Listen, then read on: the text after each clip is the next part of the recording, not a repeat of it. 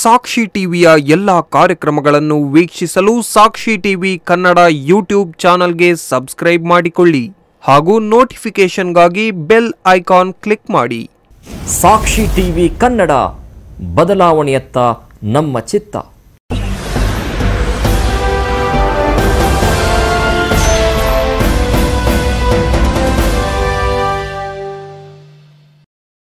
ನಮಸ್ಕಾರ, ಸಾಕ್ಷಿ ನ್ಯೂಸ್ಗೆ ಸ್ವಾಗತ. ನಾನು ದೀಪಕ್ ಪಾಟೀಲ್. ನನ್ನ ಜೊತೆ ಇದ್ದಾರೆ ಶಶಿಕುಮಾರ್. ಇದೀಗ ಮುಖ್ಯಾಂಶಗಳು. ದಾವಣಗೆರೆ ಸಿಇಒ ಮತ್ತು ಉಪ ಕಾರ್ಯದರ್ಶಿ ಮೇಲೆ ಅವ್ಯವಹಾರ ಆರೋಪ. 5ನೇ ದಿನಕ್ಕೆ ಕಾಲಿಟ್ಟ ಕೂಲಿ ಕಾರ್ಮಿಕರು ಮತ್ತು ಪಿಡಿಒಗಳ ಪ್ರತಿಭಟನೆ.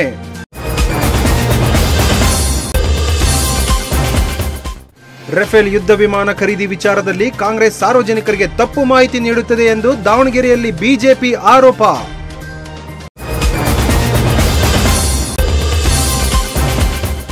ಇನ್ನು ಮುಂದೆ ಕೇಬಲ್ ಟಿವಿ ಪ್ರಸಾರದಲ್ಲಿ ಬದಲಾವಣೆ. ನೀವು ಆಯ್ಕೆ ಮಾಡಿಕೊಂಡ ಚಾನೆಲ್ಗಳು ಮಾತ್ರ ನಿಮ್ಮ ಮನೆಯಲ್ಲಿ.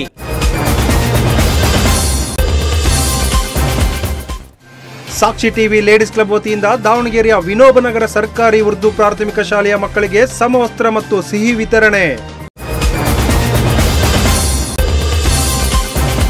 ಹಾಸನದ ಬೇಲೂರು ಬಸ್ ನಿಲ್ದಾಣದಲ್ಲಿ ವೃದ್ಧೆಯ ಮೇಲೆ ಹೋಂಗಾರ್ಡ್ ಸಿಬ್ಬಂದಿಯ ಹಲ್ಲೆ. ಈ ಅಮಾನವೀಯ ಕೃತ್ಯಕ್ಕೆ ಸಾರ್ವಜನಿಕ ವಲಯದಲ್ಲಿ ತೀವ್ರ ಆಕ್ರೋಶ.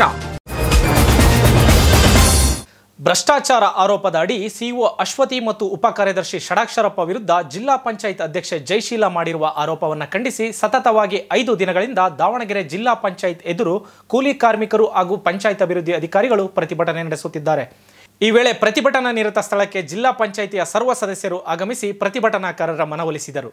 ಭ್ರಷ್ಟಾಚಾರ ಆರೋಪದಡಿ ಸಿಇಒ ಅಶ್ವತಿ ಮತ್ತು ಉಪ ಕಾರ್ಯದರ್ಶಿ ಷಡಾಕ್ಷರಪ್ಪ ವಿರುದ್ಧ ಜಿಲ್ಲಾ ಪಂಚಾಯತ್ ಅಧ್ಯಕ್ಷೆ ಜಯಶೀಲ ಮಾಡಿರುವ ಆರೋಪವನ್ನು ಖಂಡಿಸಿ ಸತತ 5 ದಿನಗಳಿಂದ ದಾವಣಗೆರೆ ಜಿಲ್ಲಾ ಪಂಚಾಯಿತಿ ಎದುರು ಕೂಲಿ ಕಾರ್ಮಿಕರು ಹಾಗೂ ಪಂಚಾಯತ್ ಅಭಿವೃದ್ಧಿ ಅಧಿಕಾರಿಗಳು ಪ್ರತಿಭಟನೆ ನಡೆಸುತ್ತಿದ್ದಾರೆ. ಈ ವೇಳೆ ಪ್ರತಿಭಟನಾ ನಿರತ ಸ್ಥಳಕ್ಕೆ ಜಿಲ್ಲಾ ಪಂಚಾಯಿತಿಯ ಸರ್ವ ಸದಸ್ಯರು ಆಗಮಿಸಿ ಪ್ರತಿಭಟನಾಕಾರರ ಮನವೊಲಿಸಿದರು.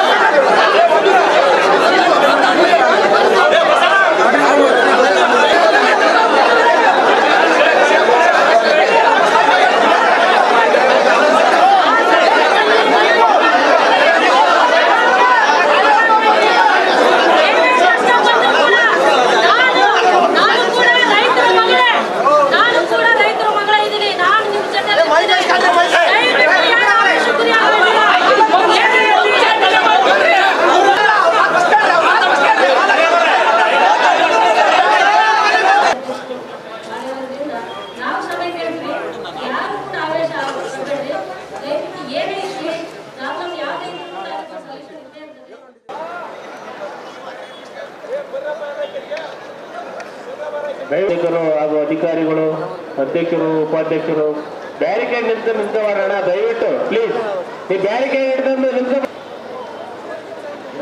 ಅಲ್ಲಿ ಪೊಲೀಸ್ ವಾಹನದ ಮುಂದಿರ್ತಕ್ಕಂಥ ದಯವಿಟ್ಟು ಈ ಕಡೆ ಬರ್ರಿ.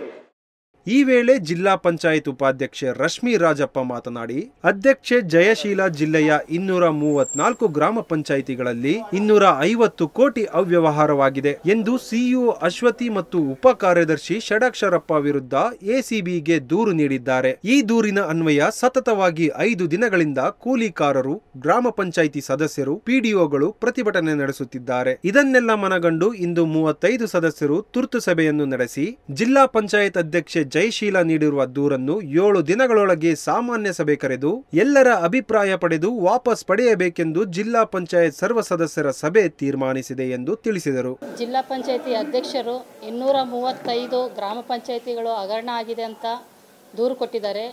ಎಸಿಬಿಗೂ ದೂರು ಕೊಟ್ಟಿದ್ದಾರೆ.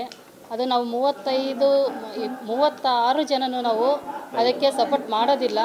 ನಾವೆಲ್ಲ ಒಗ್ಗಟ್ಟಾಗಿದ್ವಿ. ನಾವು 35 ಜನನು ನಾವು ಈ ದೂರಿನ ಬಗ್ಗೆ ನಾವು ಪಕ್ಷಾತೀತವಾಗಿ ಸಕ್ರಮವಾದ ಕಾರ್ಯವನ್ನು ನಾವು ಕೈಗೊಳ್ತೀವಿ ಮತ್ತು ಎಲ್ಲ ನಾವು 35 ಜನನು ಒಂದಾಗಿ ನಾವು ಸಪೋರ್ಟ್ ಮಾಡಿ ವಾಪಸ್ ತಗೊಳಕ್ಕೆ ಅವ್ರಿಗೆ ಕನ್ವಿನ್ಸ್ ಮಾಡ್ತೀವಿ, ಪ್ರಯತ್ನ ಪಡ್ತೀವಿ. ಹಾಗೆ ಹೈಕಮಾಂಡ್ಗೂ ತೀರ್ಮಾನ ತಗೊಳಕ್ಕೆ ಅವ್ರಿಗೂ ನಾವು ಅವ್ರ ಸಲಹೆನೂ ನಾವು ತೀರ್ಮಾನ ತಗೊತೀವಿ. ಅವ್ರ ಸಲಹೆ ಕೊಟ್ಟರೆ ನಾವು ಅವ್ರ ಪ್ರಕಾರ ನಾವು ತೀರ್ಮಾನ ತಗೊತೀವಿ, ಹೈಕಮಾಂಡ್ಗೂ ತಿಳಿಸ್ತೀವಿ ಅಂತ ಹೇಳಿ ಜನಪ್ರತಿನಿಧಿಗಳಿಗೆಲ್ಲ ಅವರು ಸಪೋರ್ಟಾಗಿ ಮಾಡಿದ್ದಾರೆ. ಎಲ್ಲ ಈ ವಿಚಾರದಲ್ಲಿ ಅವರು ಕರೆಕ್ಟಾಗಿದ್ದಾರೆ. ಅವರೊಬ್ಬ ದಕ್ಷ ಅಧಿಕಾರಿ ಅಂತ ನಾನು ಹೇಳ್ತಿದ್ದೀನಿ. CO ಮೇಡಮ್ ಅವರು ಒಬ್ಬ ದಕ್ಷ ಅಧಿಕಾರಿ. ಅವ್ರು ಯಾವ ತಪ್ಪನ್ನು ಮಾಡಿಲ್ಲ ಅಂತ ನಾನು ಸಾಬೀತುಪಡಿಸ್ತೀನಿ. ಇಲ್ಲ, ಕೆಲವೊಮ್ಮೆ ಆಗಿರ್ಬೋದು, ಕೆಲವೊಮ್ಮೆ ಆಗಿರ್ಬೋದು. ಈಗ ಅಂತೂ ಯಾರೂ ಹಂಗಿಲ್ಲ. ಎಲ್ಲ ನಾವು 35 ಜನನೂ ಒಗ್ಗಟ್ಟಾಗಿದ್ದೀವಿ. ನಮ್ಮ ಕಡೆ ನಮ್ಮ 35 ಗ್ರಾಮ ಪಂಚಾಯತ್ ಎಲ್ಲಿ ವ್ಯವಹಾರ ನಮಗೆ ಗುರುತಿಸೇ ಇಲ್ಲಲ್ಲ, ನಮಗೆ ಗೊತ್ತೇ ಇಲ್ಲಲ್ಲ ಅವ್ಯವಹಾರ ಆಗಿರೋದು. ನಮ್ಮ ಗಮನಕ್ಕೆ ತರಬೇಕು, ಅವರು ಅಧ್ಯಕ್ಷರಾದ ನಮ್ಮ ಗಮನಕ್ಕೆ ತರಬೇಕು. ನಮ್ಮ ಯಾರ ಗಮನಕ್ಕೆ ತಂದೆಲ್ಲ ಅವ್ಯವಹಾರ ಆಗಿದೆ, ನಾವು ಹೇಗೆ ಒಪ್ಕೊಳ್ಳೋಣ? ಅವ್ರು ನಮ್ಮನ್ನು ಕೇಳಿದರೆ, ನಮ್ಮನ್ನು ಕನ್ವಿನ್ಸ್ ಮಾಡಿದರೆ, ನಮ್ಮನ್ನು ವಿಚಾರ ಕೇಳಿ ನಿಮ್ದು ಆಗಿದೆನಾ ಒಂದು ಮಾತು ಕೇಳಿ ಅವರು ಸಲಹೆ ಕೊಡ್ಬೋದಾಗಿತ್ತು, ಕಂಪ್ಲೇಂಟ್ ಕೊಡ್ಬೋದಾಗಿತ್ತು. ಅವ್ರು ನಮ್ಮನ್ನು ಯಾರನ್ನ 35 ಜನನೂ ಕೇಳಿಲ್ಲ. ಊರಿಗೆ ಬಿಟ್ಟು ಸರ್ ನೀವು ಕೇಳಬೇಕು, ಅದನ್ನು ನೀವೇ ಕೇಳ್ರಿ ಸರ್, ಅದನ್ನು ನೀವು ಕೇಳಿ. ಅಲ್ಲ, ನಾವು ಅನಿಸಿದ್ದು ನಾನು ಹೇಳಿದ್ದೀನಿ, ಅದನ್ನು ನೀವು ಕೇಳ್ರಿ. ಅವ್ರಿಗೆ ಯಾವ ರೀತಿ ತಿಳ್ಕೊಂಡು ಅದು ನಾನು ಒಂದು ಹೇಳ್ಬೇಕಂದ್ರೆ ಅವ್ರದ್ದು ಕ್ಯಾಟಗರಿ ಬಿಟ್ಟು ಕೊಟ್ಟಿರೋದು ಮೊದಲನೇ ತಪ್ಪು. ವರಿಷ್ಠರು ಅವರು ಏನೋ ಇದಕ್ಕೋಸ್ಕರ ಕೊಟ್ಟಿದ್ದಾರೆ. ವರಿಷ್ಠರು ಮುಂದಿನ ಭವಿಷ್ಯಕ್ಕಾಗಿ, ಚುನಾವಣೆಗಾಗಿ, ಪ್ರತಿಯೊಂದು ವಿಷಯಕ್ಕಾಗಿ ಕೊಟ್ಟಿರ್ಬೋದು. ಅವರು ಸಾಮಾಜಿಕ ನ್ಯಾಯದ ಬಗ್ಗೆ ನಾವು ವರಿಷ್ಠರ ಗಮನಕ್ಕಿಲ್ಲದೆ ಏನು ಮಾಡಿಲ್ಲ. ನಾವು ವರಿಷ್ಠರ ಗಮನಕ್ಕೆ ಎಲ್ಲ ಇದೆ. ಅವರು ಇದ್ರ ಬಗ್ಗೆ ಸಮಸ್ಯೆ ಬಗೆಹರಿಸೋಕ್ಕೆ ಪ್ರಯತ್ನ ಪಡ್ತಾ ಇದ್ದಾರೆ.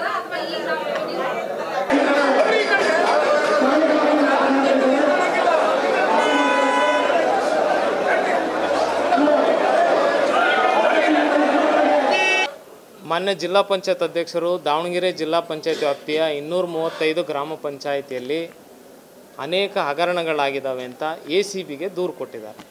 ಮಾನ್ಯ ಅಧ್ಯಕ್ಷರು ದೂರು ಕೊಟ್ಟಿದ ಮೇಲೆ ಸತತ 4 ದಿವಸ ದಾವಣಗೆರೆ ಜಿಲ್ಲಾ ಪಂಚಾಯತ್ ಮುಂದೆ ವಿವಿಧ ತಾಲೂಕುಗಳಿಂದ ಗ್ರಾಮ ಪಂಚಾಯತಿ ಸದಸ್ಯರು PDOಗಳು ನಿರಂತರವಾಗಿ ಧರಣಿ ನಡೆಸ್ತಾ ಇದ್ದಾರೆ. ಒಂದು ಕಡೆ ಅಧ್ಯಕ್ಷರು ಯಾವ ಸದಸ್ಯರ ಗಮನಕ್ಕೆ ತರದಲ್ಲೇ ACBಗೆ ದೂರು ಕೊಟ್ಟಿರೋದು, ಇನ್ನೊಂದು ಕಡೆ ಜಿಲ್ಲಾ ಪಂಚಾಯತ್ ವ್ಯಾಪ್ತಿಯಲ್ಲಿ ಇಡೀ ಆಡಳಿತ ಯಂತ್ರ ನಿಂತಿರೋದು ಮತ್ತು ನಿರಂತರವಾಗಿ ಗ್ರಾಮ ಪಂಚಾಯತ್ಗಳು ತಟಸ್ಥ ಆಗಿರೋದು, ಈ ಎಲ್ಲ ಅಂಶಗಳ ಗಮನದಲ್ಲಿ ಇಟ್ಕೊಂಡು ಇವತ್ತು ಮಾನ್ಯ ಉಪಾಧ್ಯಕ್ಷರ ಅಧ್ಯಕ್ಷತೆಯಲ್ಲಿ ಸಭೆಯನ್ನು ಕರೆದು ಇವತ್ತಿನ ಸಮಸ್ಯೆಗೆ ತಕ್ಷಣದ ಪರಿಹಾರ ಏನು, ಶಾಶ್ವತ ಪರಿಹಾರ ಏನು, ದೀರ್ಘಕಾಲಿಕ ಪರಿಹಾರ ಏನು ಅಂತ ಕೂಲಂಕುಷವಾಗಿ ಚರ್ಚೆ ಮಾಡಿ, ನಾವು ಯಾವ ಸದಸ್ಯರು ಕೂಡ ಭ್ರಷ್ಟಾಚಾರನ ಬೆಂಬಲಿಸೋದಿಲ್ಲ, ಆದರೆ ಒಂದು ತನಿಖೆಗೆ ಮಾರ್ಗನೂ ಕೂಡ ಅಷ್ಟೇ ಮುಖ್ಯ. ನಾವು ತಗೊಳ್ಳೋಂಥ ದಾರಿ ಅಥವಾ ನಾವು ತಗೊಳ್ಳೋಂಥ ಕ್ರಮ ಅದು ದೀರ್ಘಕಾಲಿಕ ಆಗಿ ಪಂಚಾಯಿತಿ, ತಾಲೂಕು ಪಂಚಾಯಿತಿ, ಜಿಲ್ಲಾ ಪಂಚಾಯಿತಿಗಳನ್ನ ಸ್ಥಗಿತಗೊಳಿಸೋದು ಅಷ್ಟು ಸೂಕ್ತ ಅಲ್ಲ. ಮತ್ತು ಅಧ್ಯಕ್ಷರು ಕೊಟ್ಟಿರೋಂಥ ದೂರಿನ ಕೆಲವು ಪ್ರತಿಗಳು ನಮಗೆ ಸಿಕ್ಕಿರೋದ್ರಿಂದ ಅಧ್ಯಕ್ಷರು ವೇಗ ಕೊಟ್ಟಿದ್ದಾರೆ. ನಿರ್ದಿಷ್ಟವಾಗಿ ಕೆಲವು ಪಂಚಾಯಿತಿಗಳನ್ನ ಹೊರತುಪಡಿಸಿದ್ದಾರೆ. 235 ಪಂಚಾಯಿತಿಗೆ ಸದ್ಯಕ್ಕೆ ದೂರಿನ ಅನ್ವಯ ನಮಗೆ ಅನ್ನಿಸ್ತಾ ಇರೋದಂದರೆ, ಒಂದೊಂದು ಪಂಚಾಯಿತಿಗೆ PDO ಹೆಂಗಿದ್ದಾರೆ, ಒಂದೊಂದು ಪಂಚಾಯಿತಿಗೆ ತನಿಖಾಧಿಕಾರಿನೂ ಬೇಕಾಗಿದೆ ಅಧ್ಯಕ್ಷರು ಕೊಟ್ಟಿರೋಂಥ ದೂರಿಗೆ. ಆ ತನಿಖೆಗಳಿಗೂ ಫಲಿತಾಂಶ ಸಿಗಬೇಕು ಅಂದರೆ ಕನಿಷ್ಠ 1.5 ವರ್ಷ 2 ವರ್ಷ ಬೇಕಾಗುತ್ತೆ. ಈ ದೂರಿನ ಅನ್ವಯ ನಾನು ಮಾತಾಡ್ತಾ ಇರೋದು. ಇದನ್ನೆಲ್ಲದನ್ನು ಅರ್ಥ ಮಾಡಿಕೊಂಡು ನಾವು ಅಧ್ಯಕ್ಷರ ಗೌರವವನ್ನು ಉಳಿಸ್ಕೊಂಡು ಜಿಲ್ಲಾ ಪಂಚಾಯಿತಿ ಗೌರವವನ್ನು ಉಳಿಸ್ಕೊಂಡು ಈ ಸಮಸ್ಯೆಗೆ ಇತ್ಯರ್ಥಗೊಳಿಸ್ಬೇಕು ಅನ್ನೋ ಕಾರಣಕ್ಕೆ ಈ ಸಭೆಯಲ್ಲಿ ತೀರ್ಮಾನಿಸಿರಂತೆ ಅಧ್ಯಕ್ಷರನ್ನು ನಾವು ಈ ವಾರದೊಳಗೆ ಒಂದು ಸಭೆಯನ್ನು ಕರೀರಿ, ತಕ್ಷಣ ತುರ್ತು ಸಭೆ ಕರೀರಿ, ಸಭೆಯನ್ನು ಕರೆದು ಚರ್ಚೆ ಮಾಡೋಣ. ನಿಮ್ಮ ಎಲ್ಲೆಲ್ಲಿ ಲೋಪ ಗುರುತಿಸಿದಿರಿ ನೀವು ಆ ಲೋಪ ಸರಿಪಡ್ಸೋಕ್ಕೆ ನಮ್ಮ ಸಹಕಾರವನ್ನು ತೆಗೆದುಕೊಳ್ಳಿ. ನೀವು ಲೋಪ ಸರಿಪಡ್ಸೋಕ್ಕೆ ಒಂಟಿಯಾಗಿ ಯಾಕೆ ಪ್ರಯತ್ನ ಮಾಡ್ತೀರಿ, ನಮ್ಮ ಸಹಕಾರವನ್ನು ತೆಗೆದುಕೊಳ್ಳಿ. ACBಗೆ ಹೋಗೋದಕ್ಕಿಂತ ಮುಂಚೆ ನಮಗೆ ಕಾನೂನುಬದ್ಧ ಅನೇಕ ಅವಕಾಶಗಳಿದ್ದಾವೆ, ಪಂಚಾಯತ್ ರಾಜ್ ವ್ಯವಸ್ಥೆಯಲ್ಲಿ ನಮಗೆ ಅವಕಾಶಗಳಿದ್ದಾವೆ. ನಮ್ಮ ಎಲ್ಲ ವ್ಯವಸ್ಥೆ ದಾಟಿದ ಮೇಲೆ ನಾವು ACBಗೆ ಹೋಗಬೇಕಾಗತ್ತೆ. ಏಕಾಏಕಿ ACBಗೆ ಹೋಗೋದು ಪಂಚಾಯಿತಿನೂ ಕೂಡ ನಾವು ಅಸ್ಥಿರಗೊಳಿಸ್ದಂಗೆ ಅಥವಾ ಪಂಚಾಯತಿ ಗೌರವ ಕೂಡ ಧಕ್ಕೆ ಅಥವಾ ನಾವು ಶಕ್ತಿನ ಅಂತ ನಾವೇ ತೋರಿಸ್ಕೊಂಡಂಗೆ ಆಗುತ್ತೆ. ನಮಗೆ ಕ್ರಮ ತಗೊಳಕ್ಕಾಗೋದಿಲ್ಲ ಅನ್ನೋದನ್ನು ಇದನ್ನೆಲ್ಲ ಕೂಲಂಕುಷವಾಗಿ ಚರ್ಚೆ ಮಾಡಿ ಕೂಡಲೇ ಒಂದು ಸಾಮಾನ್ಯ ಸಭೆಯನ್ನು ಕರೀರಿ. ACBಗೆ ಕೊಟ್ಟಿರೋಂಥ ದೂರನ್ನು ಸೇರಿ ಜಿಲ್ಲಾ ಪಂಚಾಯತಿ ನಡೀತಿರೋಂಥ ಎಲ್ಲ ವಿದ್ಯಮಾನಗಳ ಬಗ್ಗೆ ಚರ್ಚೆ ಮಾಡೋಣ. ಚರ್ಚೆ ಮಾಡಿ ಈಗ ನಾವು 35 ಜನ ಮತ್ತು ಅಧ್ಯಕ್ಷರು ಒಂದೊಂದು ಗುಂಪು ಅನ್ನಂಗಾಗಿದೆ. 36 ಜನನೂ ಒಂದು ಗುಂಪಾಗಿ ತಪ್ಪಿತಸ್ಥರಿಗೆ ಏನು ಕ್ರಮ ಆಗಬೇಕು ಅನ್ನೋದು ಒಂದು ಕಡೆಗೆ, ಇನ್ನೊಂದು ಕಡೆಗೆ ಜಿಲ್ಲಾ ಪಂಚಾಯತಿ ಚಟುವಟಿಕೆ ಈ ಹಿಂದೆ ಹೇಗೆ ನಡೀತಿತ್ತು ಹಂಗೆ ನಿರಂತರವಾಗಿ ನಡೀಲಿಕ್ಕೆ ಏನು ಬೇಕು ಅದಕ್ಕೆ ಸಹಕಾರಿಯಾಗಂಗೆ ಒಂದು ಸಾಮಾನ್ಯ ಸಭೆ ಕರೀರಿ ಅನ್ನೋ ಒಂದು ಉದ್ದೇಶ ಇಟ್ಕೊಂಡು ಸಾಮಾನ್ಯ ಸಭೆ ಕರೆಗೆ ಒತ್ತಾಯ ಮಾಡ್ತಾ ಇದ್ದೀವಿ. ಈಗ ಈ ಸಭೆ ಮುಕ್ತಾಯ ಆಗ್ತಿದ್ದಂಕಲೇ ನಾವು ಈಗಾಗಲೇ ಮನವಿ ಪತ್ರನ ಕೊಡ್ತಾ ಇದ್ದೀವಿ. ಅಧ್ಯಕ್ಷರು ಸ್ಪಂದಿಸ್ತಾರೆ ಅನ್ನೋ ಒಂದು ವಿಶ್ವಾಸನ ವ್ಯಕ್ತಪಡಿಸ್ತಾ ನಾವು ಯಾರೂ ಕೂಡ ಭ್ರಷ್ಟಾಚಾರಕ್ಕೆ ಬೆಂಬಲ ನೀಡೋದಿಲ್ಲ. ಆದರೆ ಅದನ್ನು ಗುರುತಿಸುವಾಗ ಮಾರ್ಗನೂ ಕೂಡ ಅಷ್ಟೇ ಮುಖ್ಯ. ತಪ್ಪಿತಸ್ಥರಿಗೆ ಶಿಕ್ಷೆ ಕೊಡುವಂಥ ಒಂದು ದಾರಿಯಲ್ಲಿ ಇಡೀ ಆಡಳಿತ ವ್ಯವಸ್ಥೆನೇ ತಟಸ್ಥಗೊಳಿಸೋದು ಅಷ್ಟು ಸೂಕ್ತ ಆಗಲಿಕ್ಕಿಲ್ಲ ಅನ್ನೋದು ನಮ್ಮೆಲ್ಲ ಇಲ್ಲಿರೋಂಥವ್ರದ್ದು ಮತ್ತು ಅನುಪಸ್ಥಿತಿರೋ ಸದಸ್ಯರ ಅಭಿಪ್ರಾಯ ಆಗಿದೆ ಸರ್. ಈಗ ಸಾಮಾನ್ಯ ಸಭೆಯನ್ನು ಕರಿತಾ ಇದ್ದೀವಿ, ಸಾಮಾನ್ಯ ಸಭೆಯಲ್ಲಿ ಚರ್ಚೆ ಮಾಡ್ತೀವಿ. ದೂರು ಕೂಡ ವೇಗ ಆಗಿದೆ, ಅದು ಯಾವುದು ನಿರ್ದಿಷ್ಟ ಆಗಿಲ್ಲ. ನಾವು ಒಂದು ವೇಳೆ ಅಧ್ಯಕ್ಷರು ಅದೇ ಪಟ್ಟು ನೀಡಿದ್ರೆ ನಮ್ಮ ಸಾಮಾನ್ಯ ಸಭೆಯಲ್ಲಿ ಒಟ್ಟಾರೆ ಸೇರಿ ನಾವು ಒಂದು ತೀರ್ಮಾನ ತಗೊಳ್ತೀವಿ ಸರ್, ಖಂಡಿತವಾಗಿ. ಒಂದು ವೇಳೆ ಸಾಮಾನ್ಯ ಸಭೆಗೆ ಅಧ್ಯಕ್ಷರು ಬರಲಿಲ್ಲದ್ರೆ ಸರ್, ಬರ್ತಾರೆ ಅನ್ನೋ ಒಂದು ವಿಶ್ವಾಸನ ಇಟ್ಕೊಂಡಿದ್ವಿ. ಕಾನೂನು ಪ್ರಕಾರ ಸಾಮಾನ್ಯ ಸಭೆಗೆ ಅಧ್ಯಕ್ಷರು ಬರಲಿಲ್ಲದ್ರೆ ಉಪಾಧ್ಯಕ್ಷರಿಗೆ ಅಧ್ಯಕ್ಷತೆ ಅವಕಾಶ ಇರುತ್ತೆ, ಉಪಾಧ್ಯಕ್ಷರು ಮಾಡ್ತಾರೆ ಸರ್ ಸಭೆ ಅಧ್ಯಕ್ಷತೆ. ಸಾಮಾನ್ಯ ಸಭೆ ಅಧ್ಯಕ್ಷರನ್ನ ಕರೆಯಕ್ಕೆ ನಾವೀಗ ಮನವಿ ಕೊಡ್ತೀವಿ ಸರ್. ಅವ್ರು ಕರೆದೇ ಇಲ್ಲ ಅಂದರೆ ಕಾನೂನು ಪ್ರಕಾರ ನಾವು ಅವ್ರಿಗೆ ಯಾವ ಫಿಸಿಕಲಿ ತಲುಪಿಸ್ಬೇಕು ಮತ್ತು ಓರಲಿ ತಲುಪಿಸೋಕೆ ಎಲ್ಲ ರೀತಿ ತಲುಪಿಸ್ತೀವಿ. ಒಂದು ವೇಳೆ ಅವರನ್ನು ಗಮನಕ್ಕೆ ತಗೊಳ್ಳಿಲ್ಲದ್ರೆ ಕಾನೂನಲ್ಲಿ ನಮ್ಗೆ ಅವಕಾಶ ಇರೋದನ್ನ ಕೂಡ ಮನವರಿಕೆ ಮಾಡ್ಕೊಂಡಿದ್ದೀವಿ. ಈಗ ನಾನು ಅಧ್ಯಕ್ಷ ಆಗಿದ್ದೀನಿ ಅಂದರೆ ನಾನು ಉಳಿದಂಥ ಕಾನೂನಿನ ವ್ಯವಸ್ಥೆಗೆ ನಾನು ಗೌರವ ಕೊಡಲೇಬೇಕಾಗತ್ತೆ. ನನ್ನ ಏಕೈಕ ಮನೋಭಾವದಂಗೆ ಸಂಸ್ಥೆ ನಡಿಬೇಕು ಅಂತ ನಾನು ನಿರೀಕ್ಷೆ ಮಾಡೋಕ್ಕಾಗಲ್ಲ. ಖಂಡಿತ ನಮಗೂ ಕೂಡ ಅಸಮಾಧಾನ ಇದೆ. ನಾವು ಈಗಲೂ ಅಧ್ಯಕ್ಷರ ಗೌರವನ ಮನಸ್ಸಲ್ಲಿ ಇಟ್ಕೊಂಡು ನಾವು ಟೀಕೆ ಮಾಡ್ತಾ ಇಲ್ಲ. ಯಾಕೆಂದರೆ ಒಂದು ಕಡೆ ಅವ್ರು ಭ್ರಷ್ಟಾಚಾರದ ಬಗ್ಗೆ ಆರೋಪ ಮಾಡಿದ್ದಾರೆ. ಆ ಕಾರಣಕ್ಕೆ ಸದಸ್ಯರ ಗೌರವವನ್ನು ಉಳಿದಿರಬೇಕು. ಯಾರೆಲ್ಲ ಕೆಲವು ಒಂದು ಸಣ್ಣ ಪುಟ್ಟ ಲೋಪಗಳಾಗಿದ್ದಾವೆ ಸರಿಪಡಿಸ್ಬೇಕು. ಈ ಪಂಚಾಯಿತಿ ನಿರಂತರ ನಡಿಬೇಕು ಅನ್ನೋ ಒಂದು ಉದ್ದೇಶದಿಂದ ನಾವು ಕೂಡ ಅನೇಕ ಮಾರ್ಗಗಳನ್ನ ಹುಡುಕಿ ಈ ತೀರ್ಮಾನಕ್ಕೆ ಬಂದಿದ್ದೀವಿ ಸರ್. ಅಧ್ಯಕ್ಷರು ಸರ್ ಈಗ ಭಾಳ ಮಾಡಿ ಅಲ್ಲಿ ಏನು ಪ್ರತಿಭಟನೆ ಮಾಡ್ತಾ ಇದ್ದಾರೆ, ಅವ್ರ ಆಕ್ರೋಶಕ್ಕೆ ಗುರಿ ಆಗ್ಬೋದು ಅನ್ನೋ ಕಾರಣಕ್ಕೆ ಬಂದಿರದೇ ಇರ್ಬೋದು ಅಂತ ಅಂದ್ಕೊಳ್ತೀನಿ. ಅಥವಾ ನಿಜವಾಗ್ಲೂ ಒತ್ತಡ ಇದೆಯೋ ಗೊತ್ತಿಲ್ಲ. ಆದರೆ ಸಾಮಾನ್ಯ ಸಭೆಗೆ ಬರ್ತಾರೆ, ಈ ಸಮಸ್ಯೆನೆಲ್ಲ ಅವರೇ ಅಧ್ಯಕ್ಷತೆ ವಹಿಸಿ ನಿವಾರಿಸ್ತಾರೆ ಅನ್ನೋ ಒಂದು ವಿಶ್ವಾಸ ಅಂತ ಇದೆ ಸರ್ ಸದ್ಯಕ್ಕೆ. ಸರ್ ಒಂದು ವಾರದೊಳಗೆ ಕರಿಬೇಕು ಅಂತ ನಾವು ಮನವಿ ಕೊಡ್ತಾ ಇದ್ದೀವಿ.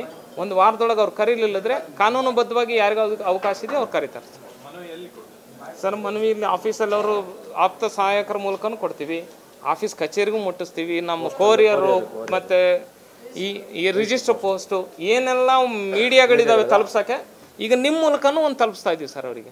ಈ ವೇಳೆ ಪ್ರತಿಭಟನಾ ನಿರತ ನೂರಾರು ಸಾರ್ವಜನಿಕರು, ಪಂಚಾಯತ್ ಅಭಿವೃದ್ಧಿ ಅಧಿಕಾರಿಗಳು ಹಾಗೂ ಜಿಲ್ಲಾ ಪಂಚಾಯತ್ ಸದಸ್ಯರು ಮತ್ತಿತರರು ಉಪಸ್ಥಿತರಿದ್ದರು. ಸಾಕ್ಷಿ ನ್ಯೂಸ್ ದಾವಣಗೆರೆ. ರಫೇಲ್ ಯುದ್ಧ ವಿಮಾನ ಖರೀದಿ ವಿಚಾರದಲ್ಲಿ ರಾಷ್ಟ್ರೀಯ ಕಾಂಗ್ರೆಸ್ ಪಕ್ಷದ ಅಧ್ಯಕ್ಷ ರಾಹುಲ್ ಗಾಂಧಿ ಪದೇ ಪದೇ ಸಂಸತ್ತನ್ನು ದಾರಿ ತಪ್ಪಿಸುವುದಲ್ಲದೆ ಸಾರ್ವಜನಿಕರಿಗೆ ತಪ್ಪು ಮಾಹಿತಿ ನೀಡುತ್ತಿದ್ದಾರೆ ಎಂದು ಆರೋಪಿಸಿ ದಾವಣಗೆರೆ ಜಿಲ್ಲಾ ಭಾರತೀಯ ಜನತಾ ಪಾರ್ಟಿ ಕಾರ್ಯಕರ್ತರು ಪ್ರತಿಭಟನೆ ನಡೆಸಿದರು. ಈ ವೇಳೆ ಪ್ರತಿಭಟನಾ ನಿರತ ನೂರಾರು ಕಾರ್ಯಕರ್ತರು ಕಾಂಗ್ರೆಸ್ ಪಕ್ಷದ ವಿರುದ್ಧ ಘೋಷಣೆ ಕೂಗಿದರು. ರಫೇಲ್ ಯುದ್ಧ ವಿಮಾನ ಖರೀದಿ ವಿಚಾರದಲ್ಲಿ ರಾಷ್ಟ್ರೀಯ ಕಾಂಗ್ರೆಸ್ ಪಕ್ಷದ ಅಧ್ಯಕ್ಷ ರಾಹುಲ್ ಗಾಂಧಿ ಪದೇ ಪದೇ ಸಂಸತ್ತಿನ ದಾರಿ ತಪ್ಪಿಸುವುದಲ್ಲದೆ ಸಾರ್ವಜನಿಕರಿಗೆ ತಪ್ಪು ಮಾಹಿತಿ ನೀಡುತ್ತಿದ್ದಾರೆ ಎಂದು ಆರೋಪಿಸಿ ದಾವಣಗೆರೆ ಜಿಲ್ಲಾ ಭಾರತೀಯ ಜನತಾ ಪಾರ್ಟಿ ಕಾರ್ಯಕರ್ತರು ಪ್ರತಿಭಟನೆ ನಡೆಸಿದರು. ಈ ವೇಳೆ ಪ್ರತಿಭಟನಾ ನಿರತ ನೂರಾರು ಬಿಜೆಪಿ ಕಾರ್ಯಕರ್ತರು ಕಾಂಗ್ರೆಸ್ ಪಕ್ಷದ ವಿರುದ್ಧ ಘೋಷಣೆ ಕೂಗಿದರು. ನಂತರ ಉಪವಿಭಾಗಾಧಿಕಾರಿ ಕಚೇರಿಗೆ ತಲುಪಿದ ಪ್ರತಿಭಟನಾ ನಿರತ ಕಾರ್ಯಕರ್ತರು ಉಪವಿಭಾಗಾಧಿಕಾರಿಗಳಿಗೆ ಮನವಿ ಸಲ್ಲಿಸಿದರು.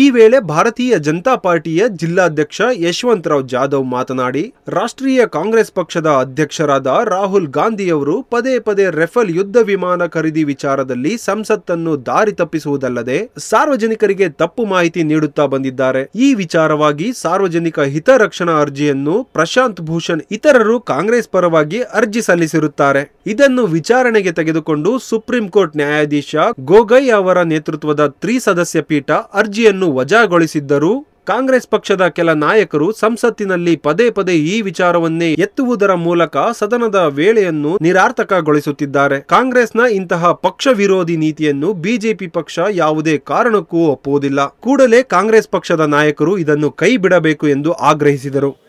ಯುದ್ಧ ವಿಮಾನ ಖರೀದಿಯ ವಿಷಯವನ್ನಿಟ್ಟುಕೊಂಡು ಸಂಸತ್ತಿನ ಅಮೂಲ್ಯವಾದಂಥ ಸಮಯವನ್ನು ಹಾಳು ಮಾಡೋದ್ರ ಜೊತೆಗೆ ದೇಶಕ್ಕೆ ತಪ್ಪು ಮಾಹಿತಿಯನ್ನು ಕೊಡ್ತಕ್ಕಂಥದ್ದು ಮತ್ತು ಸೈನಿಕರ ಆತ್ಮಬಲವನ್ನು ಕುಗ್ಗಿಸ್ತಕ್ಕಂಥ ಕೆಲಸವನ್ನು ರಾಷ್ಟ್ರೀಯ ಕಾಂಗ್ರೆಸ್ ಅಧ್ಯಕ್ಷರಾಗಿರ್ತಕ್ಕಂಥ ರಾಹುಲ್ ಗಾಂಧಿಯವರು ಮಾಡ್ತಕ್ಕಂಥ ಈ ಒಂದು ದೇಶದ ಜನತೆಗೆ ತಪ್ಪು ದಾರಿಯನ್ನು ಒಯ್ತಕ್ಕಂಥ ಕೆಲಸದ ವಿರುದ್ಧ ಇವತ್ತು ಪ್ರತಿಭಟನೆಯನ್ನು ನಾವು ಇಡೀ ರಾಜ್ಯದಾದ್ಯಂತ ಇವತ್ತು ಹೋರಾಟವನ್ನು ನಾವು ಮಾಡ್ತಾಯಿದ್ದೀವಿ.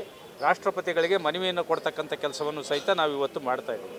ಇವತ್ತು ಮಾನ್ಯ ರಾಹುಲ್ ಗಾಂಧಿಯವರು ಏನು ಹಿಂದೆ ಬೋಫೋರ್ಸ್ ಫಿರಂಗಿ ಹಗರಣ ಇರ್ಬೋದು, VIP ಹೆಲಿಕಾಪ್ಟರ್ಗಳನ್ನು ಖರೀದಿ ಹಗರಣ ಇರ್ಬೋದು, ಇವೆಲ್ಲವನ್ನೂ ಸಹಿತ ಮಧ್ಯವರ್ತಿಗಳನ್ನು ಇಟ್ಕೊಂಡು ನಡೆಸಿರ್ತಕ್ಕಂಥ UPA ಗೌರ್ಮೆಂಟ್ ಇವತ್ತು ಕೊಟ್ರೋಚಿ ಯಾರು ಇಟಲಿಯ ಸೋನಿಯಾ ಗಾಂಧಿಯ ಹತ್ತಿರದ ಸಂಬಂಧಿ, ಅದೇ ರೀತಿ ಕ್ರಿಶ್ಚಿಯನ್ ಮೈಕಲ್ ಅವರು ಇವತ್ತು VIP ಹೆಲಿಕಾಪ್ಟರ್ ಹಗರಣ ಮಾಡಿರ್ತಕ್ಕಂಥ ಕ್ರಿಶ್ಚಿಯನ್ ಮೈಕಲ್ ಅವರನ್ನು ಸಹಿತ ಇವತ್ತು ಭಾರತದ ಪ್ರಧಾನಮಂತ್ರಿಗಳು ಅವರು ಹಿಡಿದು ತಂದಿರ್ತಕ್ಕಂಥದ್ದು ನಿಮಗೆಲ್ಲ ಗೊತ್ತಿರ್ತಕ್ಕಂಥ ವಿಚಾರ. ಇಂಥ ಹಿನ್ನೆಲೆ ಉಳ್ಳಂಥ ರಾಹುಲ್ ಗಾಂಧಿಯವರು ಇವತ್ತು ಸ್ವತಃ ಅವರ ಪಕ್ಷ ಹಗರಣದಲ್ಲಿ ಮುಳುಗಿರ್ತಕ್ಕಂಥ ಪಕ್ಷ ಇವತ್ತು ಸುಪ್ರೀಂ ಕೋರ್ಟ್ ಸಹಿತ ಸ್ಪಷ್ಟವಾಗಿ ಹೇಳಿದೆ, ಇದರಲ್ಲಿ ಯಾವುದೇ ಅನುಮಾನ ಬರ್ತಕ್ಕಂಥ ವಿಷಯಗಳು ಯಾವುದೂ ಇಲ್ಲ, ಆದ್ದರಿಂದ ಇದು ಸ್ಪಷ್ಟವಾಗಿ ಯಾವುದೇ ರೀತಿಯ ಇದರಲ್ಲಿ ಉರುಳಿಲ್ಲ ಅಂತಕ್ಕಂಥದ್ದನ್ನು ಹೇಳಿ ಅವರ ಅರ್ಜಿಯನ್ನು ವಜಾ ಮಾಡಿರ್ತಕ್ಕಂಥದ್ದು ಕಾಂಗ್ರೆಸ್ಸಿನ ಮತ್ತು ಕಾಂಗ್ರೆಸ್ಸಿನ ಮಿತ್ರ ಪಕ್ಷಗಳಿಗೆ ಮಖಕ್ಕೆ ಮಸಿ ಬಳಿದ ರೀತಿಯಾಗಿದೆ. ಆದರೂ ಸಹಿತ ಅವರು ಸಂಸತ್ತಿನ ಸಮಯವನ್ನು ಹಾಳು ಮಾಡೋದ್ರ ಜೊತೆಗೆ ದೇಶದ ಜನಗಳನ್ನು ದಾರಿ ತಪ್ಪಿಸ್ತಕ್ಕಂಥ ಕೆಲಸಗಳನ್ನು ಇವತ್ತು ಮಾಡ್ತಾ ಇದ್ದಾರೆ. ಅವರಿಗೆ ಇವತ್ತು ದೇಶದ ಜನತೆ ಚೀಮಾರಿ ಹಾಕೋದ್ರ ಜೊತೆಗೆ ರಾಷ್ಟ್ರಪತಿಗಳಿಗೂ ಸಹಿತ ಮನವಿಯನ್ನು ಅರ್ಪಿಸಿ ಆ ಇದು ಏನು ಪಾರ್ಲಿಮೆಂಟನ್ನು ಸುಸೂತ್ರವಾಗಿ ನಡೆಯೋದ್ರಲ್ಲಿ ಅನುವು ಮಾಡಿಕೊಡ್ಬೇಕು ಅಂತಕ್ಕಂಥ ಈ ಹೋರಾಟವನ್ನು ನಾವು ಇವತ್ತು ಹಮ್ಮಿಕೊಂಡಿದ್ದೇವೆ. ಈ ವೇಳೆ ಬಿಜೆಪಿಯ ಮುಖಂಡರಾದ HN ಶಿವಕುಮಾರ್, ಹೇಮಂತ್ ಕುಮಾರ್, ರಮೇಶ್ ಕುಮಾರ್, ಧನಂಜಯ್ ಕಡ್ಲೇಬಾಳು ಮತ್ತಿತರರು ಉಪಸ್ಥಿತರಿದ್ದರು. ಸಾಕ್ಷಿ ನ್ಯೂಸ್, ದಾವಣಗೆರೆ. ಕೇಬಲ್ ಟಿವಿ ಪ್ರಸಾರದಲ್ಲಿ ಕೇಂದ್ರ ಸರ್ಕಾರ ಮತ್ತು TRAI ಆದೇಶದ ಅನುಸಾರ ಇದೇ ತಿಂಗಳ ಅಂತ್ಯದಿಂದ ಜಾರಿಗೆ ಬರಲಿರುವ MRP ದರವನ್ನು ಕೈಬಿಡುವಂತೆ ಆಗ್ರಹಿಸಿ ದಾವಣಗೆರೆಯ ಗಾಂಧಿ ವೃತ್ತದಲ್ಲಿ ಜಿಲ್ಲಾ ಕೇಬಲ್ ಆಪರೇಟರ್ಸ್ ಅಸೋಸಿಯೇಷನ್ನ ಪದಾಧಿಕಾರಿಗಳು ಪ್ರತಿಭಟನೆ ನಡೆಸಿದರು. ಕೇಬಲ್ ಟಿವಿ ಪ್ರಸಾರದಲ್ಲಿ ಕೇಂದ್ರ ಸರ್ಕಾರ ಮತ್ತು TRAI ಆದೇಶದ ಅನುಸಾರ ಇದೇ ತಿಂಗಳ ಅಂತ್ಯದಿಂದ ಜಾರಿಗೆ ಬರಲಿರುವ ಪ್ರತಿ ಚಾನೆಲ್ಗಳ ಮೇಲೆ ವಿಧಿಸುವ MRP ದರವನ್ನು ಕೇಂದ್ರ ಸರ್ಕಾರ ಕೈ ಬಿಡುವಂತೆ ಆಗ್ರಹಿಸಿ ದಾವಣಗೆರೆಯ ಗಾಂಧಿ ವೃತ್ತದಲ್ಲಿ ದಾವಣಗೆರೆ ಜಿಲ್ಲಾ ಕೇಬಲ್ ಆಪರೇಟರ್ಸ್ ಅಸೋಸಿಯೇಷನ್ನ ಪದಾಧಿಕಾರಿಗಳು ಪ್ರತಿಭಟನೆ ನಡೆಸಿದರು.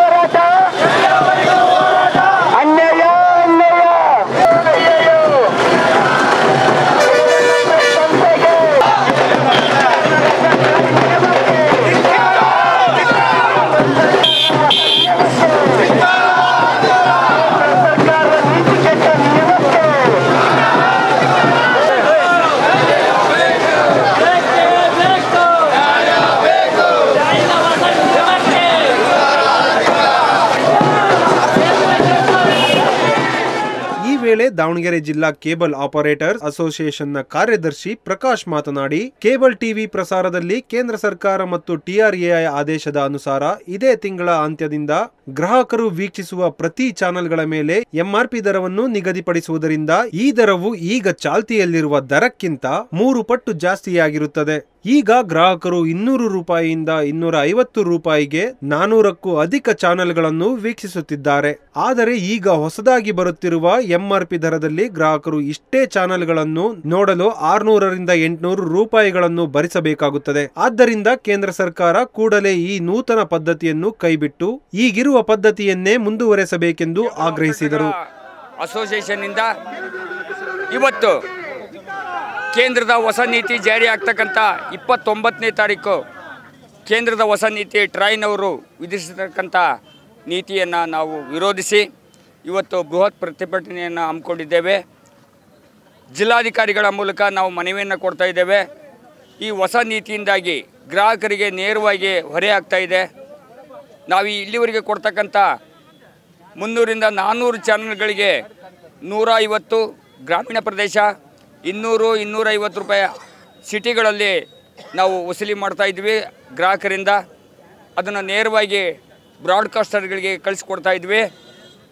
ಇದಲ್ಲದೆ ಈಗ 29/12/2018ರಿಂದ ಟ್ರಾಯ್ನವರು ದೂರಸಂಪರ್ಕ ನಿಯಂತ್ರಣ ಪ್ರಾಧಿಕಾರದವರು ನಮಗೆ ಈ ಹೊಸ ನೀತಿಯನ್ನು ಜಾರಿ ಮಾಡಿದ್ದಾರೆ. ಇನ್ನು ಮುಂದೆ ಗ್ರಾಮೀಣ ಪ್ರದೇಶದಲ್ಲಿ ಸಿಟಿಯಲ್ಲಿ ಎಲ್ಲರೂ ಕೂಡ 300ರಿಂದ 400 ಚಾನಲ್ಗಳನ್ನು ವೀಕ್ಷಣೆ ಮಾಡಬೇಕಾದ್ರೆ 800 ರೂಪಾಯಿ ಇಂದ 1,500 ರೂಪಾಯಿ ಹಣವನ್ನು ತೆರಬೇಕಾಗುತ್ತದೆ. ಇದು ಗ್ರಾಹಕರಿಗೆ ನೇರವಾಗಿ ಹೊರೆಯಾಗ್ತಕ್ಕಂಥ ಒಂದು ಪದ್ಧತಿಯನ್ನು ಜಾರಿ ಮಾಡಿದ್ದಾರೆ.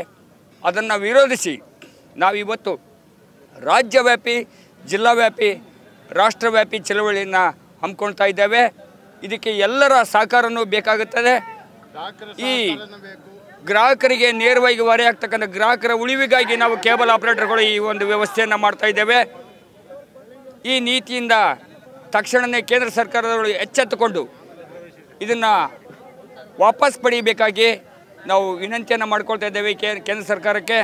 ಏಕೆಂದರೆ ಮುಂದಿನ ದಿನಗಳಲ್ಲಿ ಚುನಾವಣೆ ಇರೋದರಿಂದ ಪ್ರತಿಯೊಬ್ಬ ಆಪರೇಟರ್ಗೂ 400ರಿಂದ 500 ಮನೆಗಳ ಸಂಪರ್ಕ ಇರೋದರಿಂದ ನಾವು ಈ ನೀತಿಯನ್ನು ವಾಪಸ್ ಪಡೆದೇ ಹೋದಲ್ಲಿ ನಾವು ಮುಂದಿನ ದಿನಗಳಲ್ಲಿ ಬೇರೆ ರೀತಿಯೇ ಹೋರಾಟವನ್ನು ಪ್ರಾರಂಭ ಮಾಡಬೇಕಾಗುತ್ತದೆ. ಹಾಗಾಗಿ ಈ ವೇಳೆ ದಾವಣಗೆರೆ ಜಿಲ್ಲಾ ಕೇಬಲ್ ಆಪರೇಟರ್ ಅಸೋಸಿಯೇಷನ್ನ ಪದಾಧಿಕಾರಿಗಳು ಮತ್ತಿತರರು ಉಪಸ್ಥಿತರಿದ್ದರು. ಸಾಕ್ಷಿ ನ್ಯೂಸ್ ದಾವಣಗೆರೆ. ಸಾಕ್ಷಿ TV ladies club ಪದಾಧಿಕಾರಿ Ameera Banu ಅವರ ಮಗನ ಹುಟ್ಟುಹಬ್ಬದ ಪ್ರಯುಕ್ತ ದಾವಣಗೆರೆಯ ವಿನೋಬ್ ನಗರ ಸರ್ಕಾರಿ ಉರ್ದು ಪ್ರಾಥಮಿಕ ಶಾಲೆಯ ಮಕ್ಕಳಿಗೆ ಸಮವಸ್ತ್ರ ಮತ್ತು ಸಿಹಿ ಹಂಚುವ ಮೂಲಕ ತಮ್ಮ ಮಗನ ಹುಟ್ಟುಹಬ್ಬವನ್ನು ವಿಶೇಷವಾಗಿ ಆಚರಿಸಿದರು. ಈ ವೇಳೆ ಸಾಕ್ಷಿ ಟಿವಿ ಕನ್ನಡ ಲೇಡೀಸ್ ಕ್ಲಬ್ನ ಸರ್ವ ಸದಸ್ಯರು ಅಮೀರಾ ಬಾನು ಅವರಿಗೆ ಸಾಥ್ ನೀಡಿದರು. ಸಾಕ್ಷಿ ಟಿವಿ ಲೇಡೀಸ್ ಕ್ಲಬ್ನ ಪದಾಧಿಕಾರಿ ಅಮೀರಾ ಬಾನು ಅವರ ಮಗನ ಹುಟ್ಟುಹಬ್ಬದ ಪ್ರಯುಕ್ತ ದಾವಣಗೆರೆಯ ವಿನೋಬ್ ನಗರದ ಸರ್ಕಾರಿ ಉರ್ದು ಪ್ರಾಥಮಿಕ ಶಾಲೆಯ ಮಕ್ಕಳಿಗೆ ಸಮವಸ್ತ್ರ ಮತ್ತು ಸಿಹಿ ಹಂಚುವ ಮೂಲಕ ತಮ್ಮ ಮಗನ ಹುಟ್ಟುಹಬ್ಬವನ್ನು ವಿಶೇಷವಾಗಿ ಆಚರಿಸಿದರು. ಈ ವೇಳೆ ಸಾಕ್ಷಿ ಟಿವಿ ಕನ್ನಡ ಲೇಡೀಸ್ ಕ್ಲಬ್ನ ಸರ್ವ ಸದಸ್ಯರು ಅಮೀರಾ ಬಾನು ಅವರಿಗೆ ಸಾಥ್ ನೀಡಿದರು.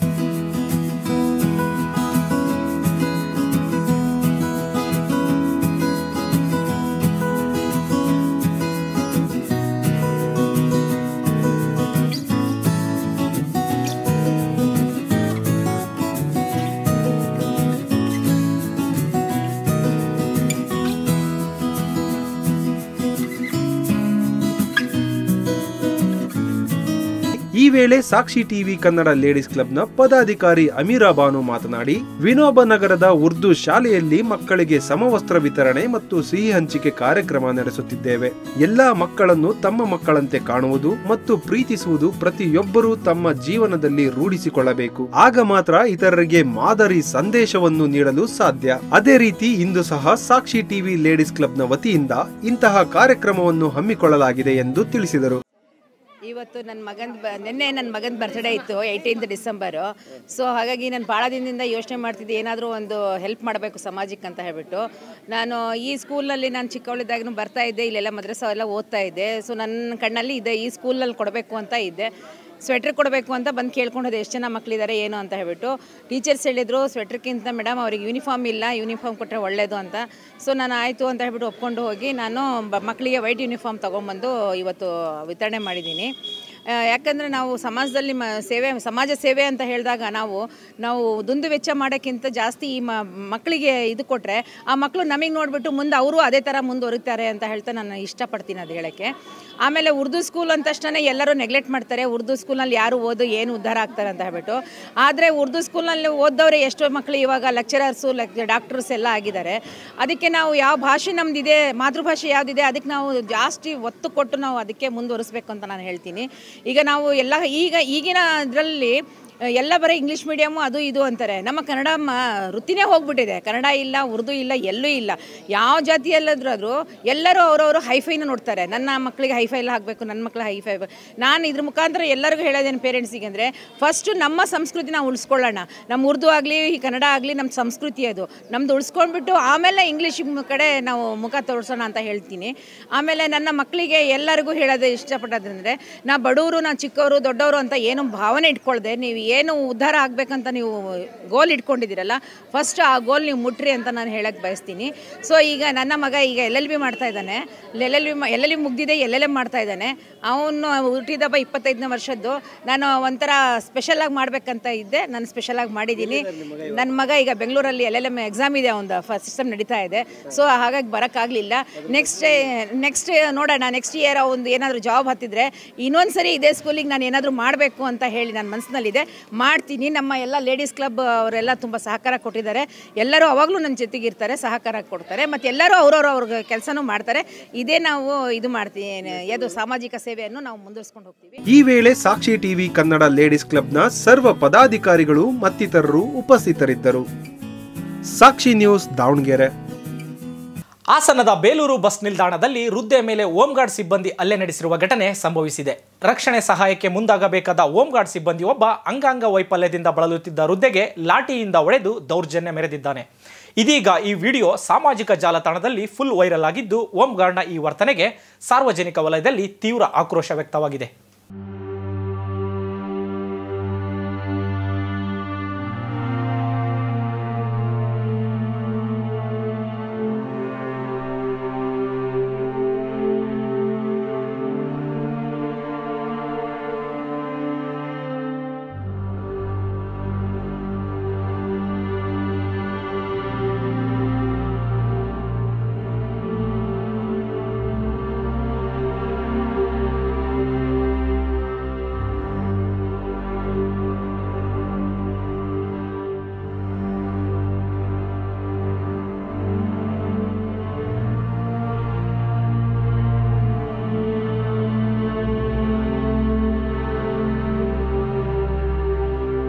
ಇದೀಗ ಸಾಕ್ಷಿ ನ್ಯೂಸ್ನಲ್ಲಿ ಒಂದು ಚಿಕ್ಕ ವಿರಾಮ.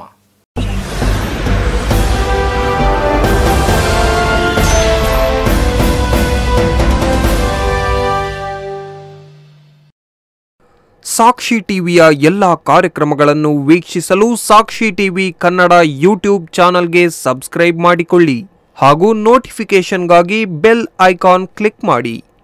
ಸಾಕ್ಷಿ ಟಿವಿ ಕನ್ನಡ, ಬದಲಾವಣೆಯತ್ತ ನಮ್ಮ ಚಿತ್ತ.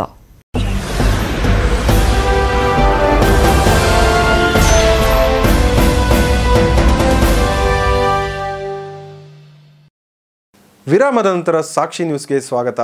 ಹನೂರು ತಾಲೂಕಿನ ಸುಳ್ವಾಡಿ ಗ್ರಾಮದ ಮಾರಮ್ಮ ದೇವಸ್ಥಾನವನ್ನು ತನ್ನ ಸುಪರ್ದಿಗೆ ತೆಗೆದುಕೊಳ್ಳಲು ಇಮ್ಮಡಿ ಮಹಾದೇವ ಸ್ವಾಮೀಜಿಗೆ ಸುಪಾರಿ ನೀಡಿದ ಶಾಕಿಂಗ್ ವಿಚಾರ ಪೊಲೀಸ್ ತನಿಖೆಯಿಂದ ಬೆಳಕಿಗೆ ಬಂದಿದೆ.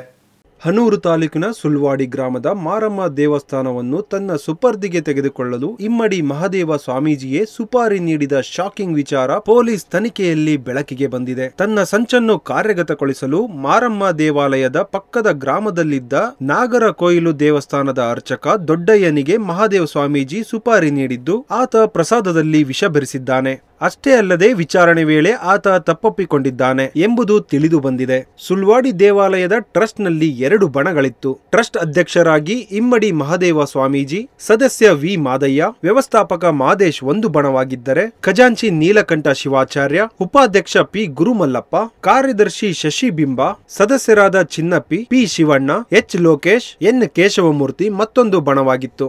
ಮಾರಮ್ಮ ದೇವಸ್ಥಾನಕ್ಕೆ ಇತ್ತೀಚೆಗೆ ಲಕ್ಷಾಂತರ ರೂಪಾಯಿ ಆದಾಯ ಬರತೊಡಗಿತ್ತು. ಹರಕೆ ರೂಪದಲ್ಲಿ ಬಂದ ಚಿನ್ನಾಭರಣ ಹಾಗೂ ಹಣಕಾಸನ್ನು ಇಮ್ಮಡಿ ಮಹಾದೇವ ಸ್ವಾಮೀಜಿ ಕೊಂಡೊಯ್ಯುತ್ತಿದ್ದರು. ಇದು ಇನ್ನೊಂದು ಬಣಕ್ಕೆ ನುಂಗಲಾರದ ತುತ್ತಾಗಿತ್ತು. ಈ ಹಿನ್ನೆಲೆಯಲ್ಲಿ 2 ಬಣಗಳ ನಡುವೆ ಗಲಾಟೆಗಳು ನಡೆಯುತ್ತಿದ್ದವು.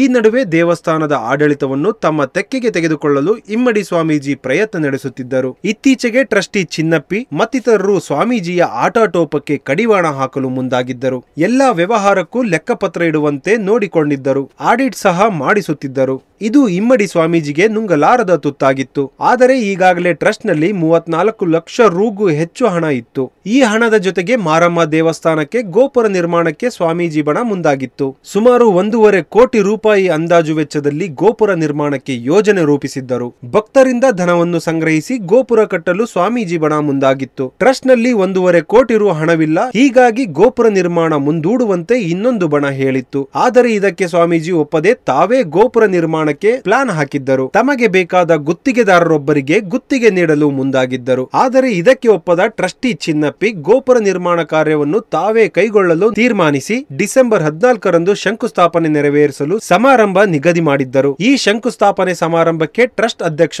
ಇಮ್ಮಡಿ ಮಹಾದೇವ ಸ್ವಾಮೀಜಿ ಹಾಗೂ ಮಲೆ ಮಹದೇಶ್ವರ ಬೆಟ್ಟ ಸಾಲೂರು ಮಠದ ಹಿರಿಯ ಶ್ರೀ ಪಟ್ಟದ ಗುರುಸ್ವಾಮಿಯವರನ್ನು ಆಹ್ವಾನಿಸಲಾಗಿತ್ತು. ಆದರೆ ಅಂದು ಕಾರ್ಯಕ್ರಮಕ್ಕೆ ಟ್ರಸ್ಟ್ ಅಧ್ಯಕ್ಷರಾಗಿದ್ದರು ಇಮ್ಮಡಿ ಸ್ವಾಮೀಜಿ ಬರಲೇ ಇಲ್ಲ.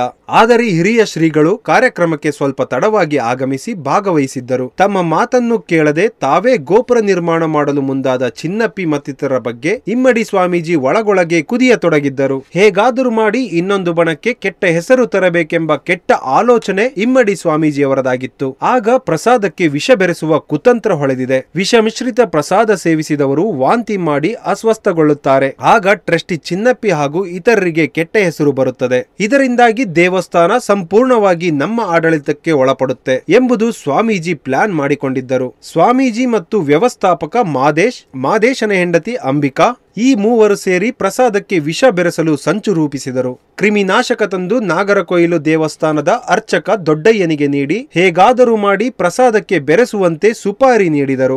ಈ ಮೂವರ ಅಣತಿಯಂತೆ ದೊಡ್ಡಯ್ಯ ಶಂಕುಸ್ಥಾಪನೆ ಸಮಾರಂಭದ ದಿನ ಎಲ್ಲರ ಕಣ್ತಪ್ಪಿಸಿ ರೈಸ್ ಪ್ರಸಾದಕ್ಕೆ ಕ್ರಿಮಿನಾಶಕ ಮಿಶ್ರಣ ಮಾಡಿದ್ದ. ಈ ವಿಷಯ ಅರಿಯದ ಚಿನ್ನಪ್ಪಿ ಹಾಗೂ ಇತರರು ಶಂಕುಸ್ಥಾಪನೆ ಸಮಾರಂಭಕ್ಕೆ ಬಂದಿದ್ದ ಭಕ್ತರಿಗೆ ವಿಷ ಮಿಶ್ರಿತ ಪ್ರಸಾದ ವಿತರಿಸಿದರು.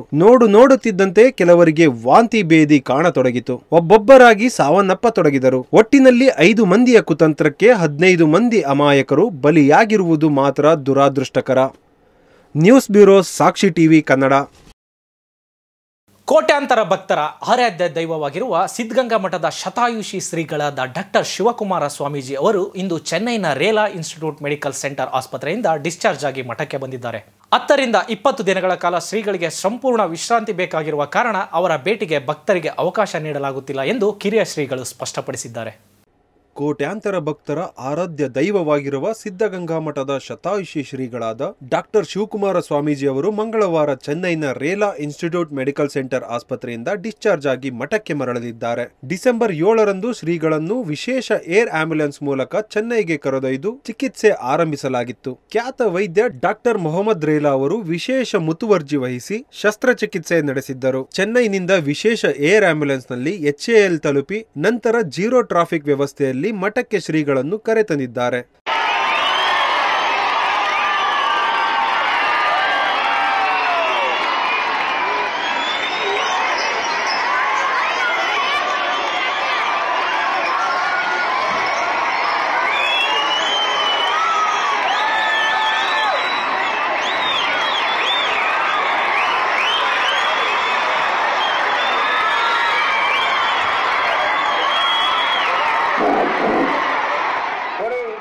ಸಂಪೂರ್ಣವಾಗಿ ಚೇತರಿಸಿಕೊಂಡಿರುವ ಶ್ರೀಗಳಿಗೆ ಇನ್ನೂ 15 ರಿಂದ 20 ದಿನಗಳ ಕಾಲ ಹೆಚ್ಚಿನ ವಿಶ್ರಾಂತಿ ನೀಡಬೇಕಾಗಿದೆ. ಮಠಕ್ಕೆ ಭಕ್ತರು ಬಂದರೂ ಶ್ರೀಗಳ ದರ್ಶನಕ್ಕೆ ಅವಕಾಶ ನೀಡಲು ಕಷ್ಟವಾಗುತ್ತದೆ. 10 ರಿಂದ 20 ದಿನಗಳ ಕಾಲ ಶ್ರೀಗಳಿಗೆ ಸಂಪೂರ್ಣ ವಿಶ್ರಾಂತಿ ಬೇಕಾಗಿರುವ ಕಾರಣ ಅವರ ಭೇಟಿಗೆ ಅವಕಾಶ ನೀಡಲಾಗುತ್ತಿಲ್ಲ. ಆದ ಕಾರಣ ಭಕ್ತರು ಸಹಕರಿಸಬೇಕಾಗಿ ಕಿರಿಯ ಶ್ರೀಗಳು ಸ್ಪಷ್ಟನೆ ನೀಡಿದ್ದಾರೆ. News bureau, Sakshi TV Kannada. Davanagere ತಾಲೂಕಿನ ಹೆಬ್ಬಾಳು ಗ್ರಾಮದ ರುದ್ರೇಶ್ವರ ಮಠದಲ್ಲಿ 3 ದಿನಗಳ ಕಾಲ ಕಾರ್ತಿಕೋತ್ಸವ ಕಾರ್ಯಕ್ರಮ ನಡೆಯಲಿದ್ದು, ಇದೇ ತಿಂಗಳು 21 ರಿಂದ 23ರವರೆಗೆ ವಿವಿಧ ರೀತಿಯ ಪೂಜಾ ಕಾರ್ಯಕ್ರಮಗಳನ್ನು ಹಮ್ಮಿಕೊಂಡಿದ್ದಾರೆ. ಈ ಕಾರ್ಯಕ್ರಮದಲ್ಲಿ ವಿವಿಧ ಮಠಗಳ ಮಠಾಧೀಶರು ಮತ್ತು ರಾಜಕೀಯ ಪ್ರತಿನಿಧಿಗಳು ಭಾಗವಹಿಸಲಿದ್ದಾರೆ.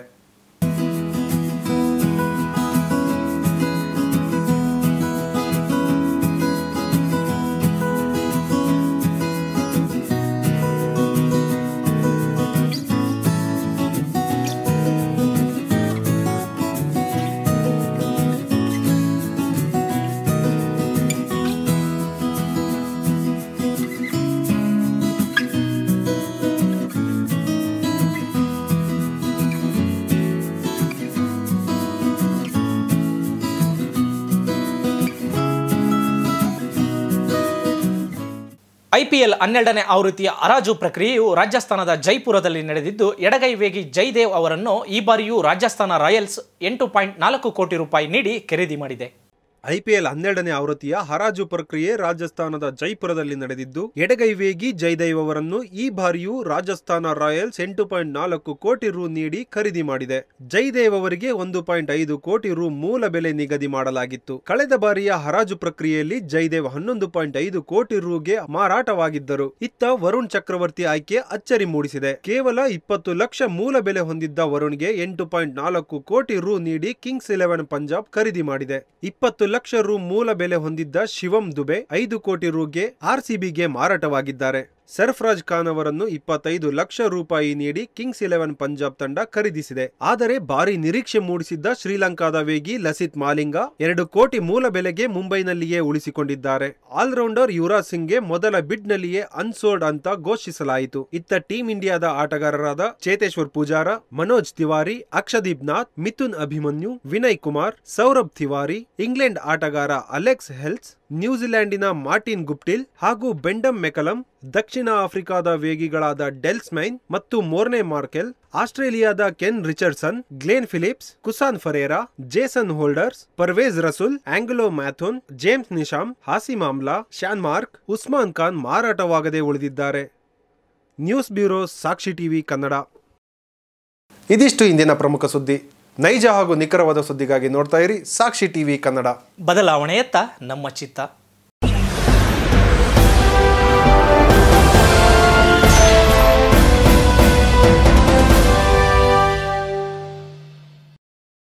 ಸಾಕ್ಷಿ ಟಿವಿಯ ಎಲ್ಲ ಕಾರ್ಯಕ್ರಮಗಳನ್ನು ವೀಕ್ಷಿಸಲು ಸಾಕ್ಷಿ ಟಿವಿ ಕನ್ನಡ ಯೂಟ್ಯೂಬ್ ಚಾನಲ್ಗೆ ಸಬ್ಸ್ಕ್ರೈಬ್ ಮಾಡಿಕೊಳ್ಳಿ ಹಾಗೂ ನೋಟಿಫಿಕೇಶನ್ಗಾಗಿ ಬೆಲ್ ಐಕಾನ್ ಕ್ಲಿಕ್ ಮಾಡಿ.